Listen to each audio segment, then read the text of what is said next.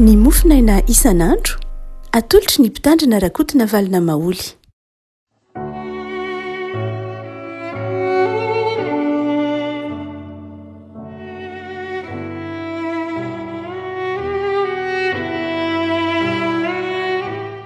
Ambivalino iarabanantsika rehefa malalatra trety sabotsy fa 5 ny volana Jolay ity. Ny mofinaina tsy voalahatra ao antsika dia ny taratasy nosoratan'i Paoly ho an'ny Tesalonianina voalohany toko 5, Tesalonianina voalohany toko 5 fa 4:20 sy ny 5:20. Fakitsika aminaran'i Jesosy. Ary mananatra anareo zay rahalahy, anaro izay tsy mitoetra tsara, metoky ny malemy saina, ampahirezo ny reraka, mandefera amin'ny olona rehetra, tandremo mba tsy hisy hamaratsy olona, fa mizaha mandrakariva hitady izay tsara na amin'ny naminareo na amin'ny olona rehetra. Ray masino, manamasinana amin'ny fahamarinana ny teninao, ny fahamarinana. Amen. Isan'ny nampiavaka ny Paoly rehefa koa malala dia Paoly tena nanorina ny fiangonana kristianina. Marina fa nametraka hafatra Jesosy an'ireo mpitory ny filazantsara rehetra, ireo apôstôly zany. Saingy hita mazava amin'ny soratra masina ny testamenta vaovao fa i Paoly no nanorina na nampivelatra bebe kokoa ny fiangonana. Ary reto zavatra telo reto no azo lazaina ho nanamarika zany fiangonana naorin'ny apôstôly Paoly zany tamin'ny anaran'i Jesosy. Voalohany dia fiangonana nisy rafitra sy fandaminana mazava. Hitantsika ny fampianaran'ny Paoly momba ny hoe izay maniry ny asan'ny mpitandrina, maniry ny asa tsara, nametraka tsara nandraikitry ny dekôna, nanazava ny andraikitry ny olona. Dia hitantsika fa nametraka fiangonana isan-tanàna Paoly ary fiangonana nisy fandaminana, nisy rafitra izay niivo teo amin'ny apôstôly zany fanapa-kevitra izany. Dia izay fiangonana ataontsika hoe misy rafitra izay fa tsy fiangonana mandeha malaladalaka izay dia tena entitra ny toe-tsain'i Paoly. Fa ny faharoa dia nazava koa ny fotom-pampianaran'i Paoly momba ny fiangonana. Fiangonana nanana fotom-pinoana mazava, fiangonana nanana fotom-pampianarana mazava, fiangonana nanana ataontsika hoe tarazo mazava izay niorina tamin'ny lova apôstôlika na lova napetraky ny apôstôly. Zava-dehibe rehefa n'izay hoe fiangonana niorina tamin'ny finoanan'i Jesosy zay ka nanana fotom-pampianarana mazava, fotom-pinoana mazava. Fa ny fahatelo izay asehon'ny apôstôly Paoly dia fiangonana nanana toetra manokana, nanana etika, nanana toe-panahy izay niavahany tao amin'ny fiarahamonina tamin'ny fijoroana vavolombelona. Ary dia amin'izay lafiny fahatelo izay indrindra no asehon'ny Paoly amin'ity mofinaina izay ampiarahana antsika ity hoe fiangonana nanana ny fampianarana izy, nanana ny rafitra sy ny fandaminana maro samihafa izay mety ho tandrify azy izy arakaraka ny faritra nisy azy avy, fa izao tena fiangonana nijoro vavolombelona tamin'ny fitondratena mendrika.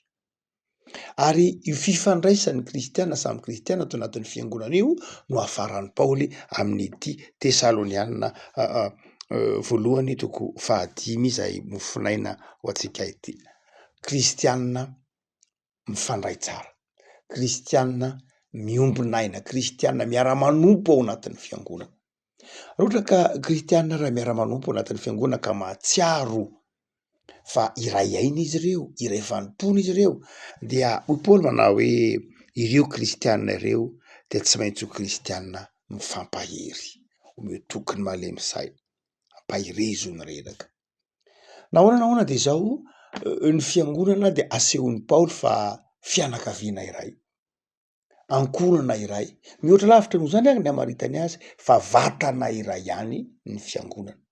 Ny sasany fotsiny oharina amin'ny tena, sasany fotsiny oharina amin'ny tanana ny fahasoavana raha oharin'ny Paoly amin'ny vatana ny olo ny fiangonana amin'ny Korintianina voalohany 20 dia vatana iray ihany ny fiangonana tahaka ny tena iray.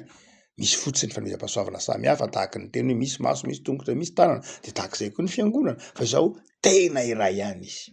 Mifampiaro izy zany, mifanampy izy zany, mifanohana izy zany, mifampitsinjo izy zany, ary hoy Paoly eto manao hoe mifampahery izy zany. Iavako malala toetra mampiavaka ny fiangonana, toetra amantarana izao tontolo zao ny fiangonana, ary toetra zay ahafahan'ny fiangonana mijoro vavolombelona maha kristianina azy amampino ny Jesosy azy de zao tsy maintsy ompino mahay mifampahery izy. Tsy hoe misaratsaraka, tsy hoe mifandatsa, tsy hoe mifanaratsy, fa kristianina miray aina mifampahery. Impiripiri moa afaka malala ny toatsapa ho loza amy tatao amin'ny fiainan'ny fiangonana ny fisaraham-bazana. Ndraindray hitatsika etsero ary hitatsika ny fivakisana maro tao anatin'ny fiangonana hatrany amin'ny taona 1910. Ary nisy fotoana aza teo amin'ny tantaran'ny fiangonana ny fanozona mihitsy ny samy kristiana nefa samy mpino. Ary eto Paoly de miteny mihitsy hoe miteny mafy anareo zahay, mananatra, mamerina anareo amin'ny lalana tena izy hatrany zahay, aoka ho kristianina mifampahery. Toetra tokony hamantarana antsika karavako malala ny fifampaherezana. Atao hoe mifampahery de zao mazava ho azy mifanohitra azy itsika tsy mifanakivy. Mifampahery de zao manao zay ny tsirairay de manao zay hirsony sy hitombony ny hafa amin'ny finoana. Fa ny faharoa Paoly de zao kristianina miara-manompo anatin'ny fiangonana de kristianina mandefitra. Mandefitra.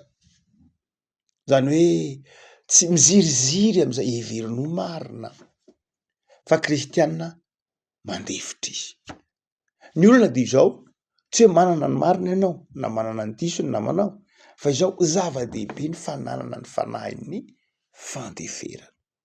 Fanahin'ny fandeferana de zao fanananao fahafoizana ka manaiky ianao ahafoy na ny fotoananao na lazay heverinao foto-kevitra hijoroanao aza mba handrosoany ny filazantsara de ilaina mandrakariva ny fandeferana. Raha tsy ao anatin'ny fiangonana na ao anatin'ny tokantrano na ao anatin'ny fiainam-pino ny fifandeferana de tsy azo iainanao. Tsy atsiaro ho iray tampo, tsy atsiaro ho fianakaviana iray ihany ny fiangonana raha ohatra ka tsy mahay miray aina, tsy mahay mifamela, tsy mahay mifandray ny mpino-driavako. Eto Paoly manasikasina mihitsy aokare ianareo mba hifandefitra. Aoka ianareo mba hifandefitra. Misy ny tenin'ny Ntaolo malagasy manao hoe ny rary ny tompona manjary eloka. Raha ny zavatra ny tomponao, tompona zany hoe tsy andeferana mihitsy, tsy raraina ny hafa mihitsy de na de rary ny aza de manjary eloka indraindray izy. Ny Ntaolo azo mahatakatra an'izany. Eto Paoly de manao hoe raha kristianina miara-miasa ao anatin'ny fiangonana isika, raha mpino miombinaina ao anatin'ny fiangonana isika de tereniny tompo Jesosy mihitsy ny tenin'Andriamanitra eto mba mandefitra. Fa ny fahatelo faran'izay tenenin'ny Paoly de zao ny famalina ratsy na ny valifaty. Satria rehefa miara-maina ao anatina fiangonana ianao, miara-maina ao anatina fianakaviana mpino anao de zao arakaraky ny ifaneraseranao no ifankahitana toetra. Arakaraky ny ifaneraseranao no ifankahitana fahalemena. Ary rehefa hitanao ny fahalemen'ny namanao, rehefa hitanao ny toetrany namanao de zao ndraindray tsy zakanao lay izy. Andraindray ary ny fahalemen'ny namanao iny manjary miatraika amin'ny fiainanao de mahatonga anao te hamaly faty, mahatonga anao te hamaly ratsy, mahatonga anao te hitroatra ao anatin'ny fianakaviamben'ny mpino io zany. Toy Paoly manao hoe aza mamaly ratsy, tandremo tsy hamaly ratsy olona. Nahoana antsika no tsy mahazo mamaly ratsy olona? Satria tsika loharanon'ny soa fa tsy loharanon'ny tsara. Hoy Jakoba Andriamaka manao hoe moa ve misy raha ny tenin'ny vavan'ny olombelona izy, de moa ve misy izy loharano sady mamoaka ranomamy mamoaka rano mangidy. Tsisy an'izany hoy izy. Ary atak'izany koa ny mpino. Tsy mamaly ratsy olona isika satria tsika tsara. Ny zavatra mivoaka aty anatintsika tsara. Ahoana moa no ivoahan'ny zavatra ratsy aty anatintsika raha tsara isika? Fa matoa misy zavatra ratsy mivoaka aty anatintsika de zao tsy tsara tsika zany. Ary satria tsy tsara tsika zany de tsy miaro toerana ny mahazanak'Andriamanitra tsika. Fa satria tsika zanak'Andriamanitra de tsara no mitoetra aty anatintsika de tokony aseho antsika amin'ny tsara, aseho antsika amin'ny asa izay tsara izay ka tsy hamaly ratsy na hanisy ratsy olona isika fa hanisy tsara azy ary. Afaka malala mpino miara-manompo de izao tsy mamaly ratsy olona, tsy mamaly ratsy olona. Fa mihoatra noho zany tsy famalera ratsany de zao mizaha miandrakariva aza mitady ny tsara, mitadiava opportunité ahafahanao manao ny tsara. Ary misy fotoana na ahafahanao manao ny tsara de ataovy mandrakariva lay tsara. Araroty le fotoana anaovanao tsara, tsy hoe tsy manisy ratsy ihany fa tena mieritreritra mihitsy zay hanaovana tsara ny hafa. Riavako am'izao andro zao mahidy manao ny tsara ny olona satria lafo ny fiainana, lafo ny vidin-javatra, mibetsaka ny asa atao samy tsy manam-potoana de zao malahina hanao ny tsara ny olona. Ary tsapan'ny olona atao tsapatsika vanim-potoana ankehitriny fa atao matiantoka mihitsy tsika rehefa manao ny tsara. Tsy riavako, tsy riavako, tsy fatiantoka ny fanaovana ny tsara fa tombony mihitsy.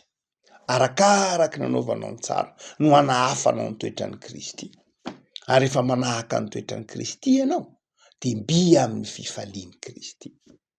Efako malala enganenao amin'ity tontolo andro ity, ho tontolo andro atsiarovanao hoe miara-mivavaka amin'ny namanao ka mikendra hiampandroso azy amin'ny asa tsara, ho mpampahery, tsy ho malaky anameloka fa ho mpampahery ary indrindra olona mahay mandefitra, tsy miziriziry am'izay heverinao marina amin'ny tontolo andro tenao mihoatra anao zany, hikaroka zay mahasoa ny namanao. Jesosy tonga de aty am'izao tontolo zao, zany nataony tety ambonin'ny tany. Io zany mba manaova toy izany koa. Vavaka sika. Tompo amsoranao zay ny amin'ny soratra masina izay mampahery anay tokoa Tompo, ny famakiny zany teninao zany. Teny zay mahatonga anay atsiary fa manana mpiarabelona aminay zay ao anatin'ny fiangonana, manana mpiara-manompo aminay zay ao anatin'ny fiangonana, ary reny mpiarabelona mpiara-manompo reny de ray aina aminay noho ianao Jesosy. Efa novidinao tamin'ny ranao zahay ka tonga mpiombonaina de ataovy mahay mifampahery zay Tompo, ataovy mahay mifandefitra izay Tompo, ataovy mahay mifanondratra sy mifamaly soa zay Tompo. Farany herinandro Tompo de misaotra ny amin'ny fitiavanao, misaotra ny am'izay nomenao anay tamin'ity herinandro ty, ary dia ataovy mitoetra betsaka ato anatinay ny fahatsiarovana fa mitazana anay zao tontolo zao. Ka ho hitany ety amin'ny fiangonana misy anay, ho hitany eo amin'ny fiainana isanandro ny fitiavana namana, ny mpiarabelona. De aza mahafona masaraka anay no Tompo, fa mehitraka ety herinandro vaovao ty sady eo mba ny fahasoavanao zahay. Saotra Tompo malala, mitahy anay Tompo tsara. Amen.